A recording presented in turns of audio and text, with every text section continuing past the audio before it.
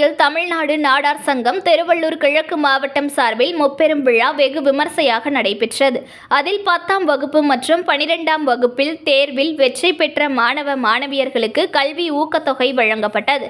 தமிழ்நாடு நாடார் சங்க திருவள்ளூர் கிழக்கு மாவட்ட 1ஆம் ஆண்டு விழா, பெருந்தலைவர் காமராஜர் அவர்களின் பிறந்தநாள் விழா மற்றும் குடும்ப விழா பொன்னேரி ஆதித்தனார் அரங்கில் மாவட்ட தலைவர் பெரியசாமி நாடார் தலைமையில் பொதுச் செயலாளர்கள் வீரகுமார் நாடார், VLC ரவி நாடார் முன்னிலையில் நடைபெற்றது.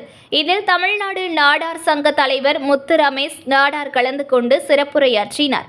சிறப்பு அழைப்பாளராக VV மினரல்ஸ் நிர்வாக இயக்குனர் வேல்முருகன், தமிழ்நாடு நாடார் சங்க கலை இலக்கிய அணி தலைவர் ஜெம் தொலைக்காட்சி நிகழ்ச்சி இயக்குனர் பேராசிரியர் பொன்கி பெருமாள் நாடார் மாணவ மாணவிகளுக்கு பரிசுகள் வழங்கி பாராட்டினார்.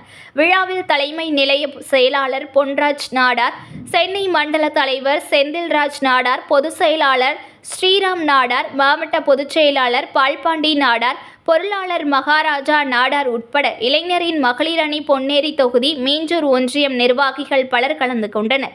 முன்னதாக மாணவர்களில் கலை நிகழ்ச்சிகள், காமராஜரின் கவிதை, கட்டுரை, பாடல்கள் எடுத்துரைக்கப்பட்டது. News1 தமிழை லைக் பண்ணுங்க, கமெண்ட் பண்ணுங்க, ஷேர் பண்ணுங்க, மறக்காம சப்ஸ்கிரைப் பண்ணுங்க.